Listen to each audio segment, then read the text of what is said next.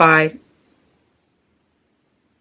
Hello there, it's Samantha. Welcome back to my channel, or if you're new here, hi, my name is Samantha, and this is my channel where I talk all about books. Today I'm coming to you with my 2019 reading wrap-up, so I'm just going to go over all of the books that I read this year and give you my star rating. I'm not going to go into details about the books because obviously there are a lot to talk about, but this is just a nice way to recap everything that I read in the year in case you're curious and in case I want to look back on this. So up to this point in the year, which is where I'm obviously cutting it off to film this video, I have read 35 books.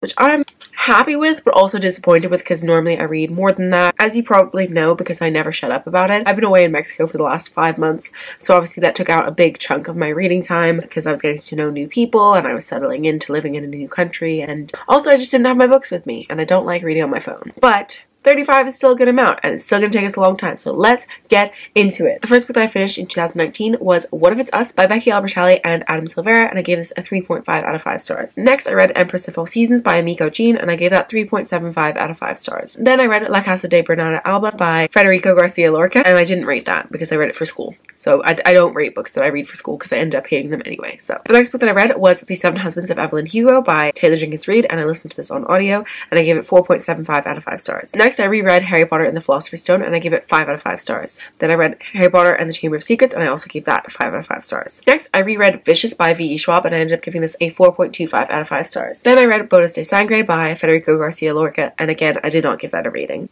Vengeful by V. Schwab, I gave this a 4 out of 5 stars. Then I reread Harry Potter and the Prisoner of Azkaban, and I gave that 5 out of 5 stars. Then I read 2 more books for school, La Zapatera Prodigiosa, which was by Federico Garcia Lorca again, and I didn't give that a rating, and Limbo by Esther Figueroa, and obviously I didn't rate either of those. Then I read Lady Midnight by Cassandra Clare, I gave this 4.5 out of 5 stars. Then I reread Harry Potter and the Goblet of Fire, and I gave that 5 out of 5 stars. I finally read The Bane Chronicles by Cassandra Clare, Sarah Reese Brennan, and Maureen Johnson, and I gave that 4 out of 5 stars. Next I read Lord of Shadows by Cassandra Clare, and I gave that 4 stars. I listened to the audiobook of Daisy Jones and the Six by Taylor Jenkins Reid, and I gave that 3.75 out of 5 stars. Then I read another book by one of my favorite contemporary authors, and that was Serious Moonlight by Jen Bennett, and I gave this 4 out of 5 stars. I finished off the Dark Artifices trilogy with Queen of Air and Darkness by Cassandra Clare, and I gave this 3.5 out of 5 stars. I obviously read Again But Better by Christine Riccio, and I gave this 4 out of 5 stars. I then began my reread of the Throne of Glass series, with obviously Throne of Glass by Sarah J. Maas, and I gave this 5 out of 5 stars. Then I read Crown of Midnight by Sarah J. Maas, and I gave this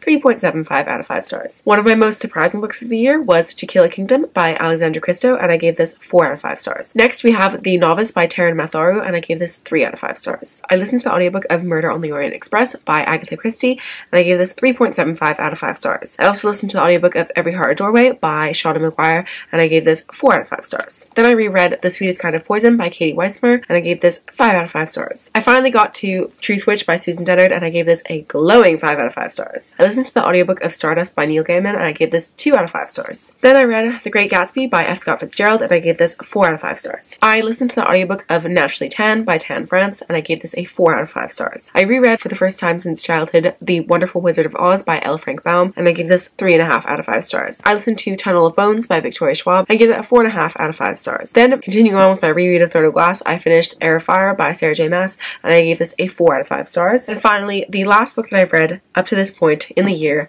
was Queen of Shadows by Sarah J. Maas again, and I gave this a 5 out of 5 stars. It is my favorite book in the Throne of Glass series. And I'm actually currently in the middle of 2 books which I'm hoping to finish before the end of the year, but I'm not sure if I will. And that is Frankly in Love by David Yoon and Empire of Storms by Sarah J. Maas.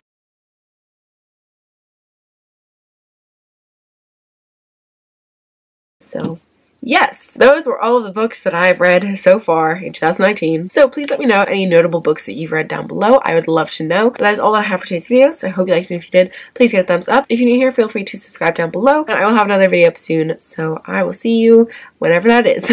Bye!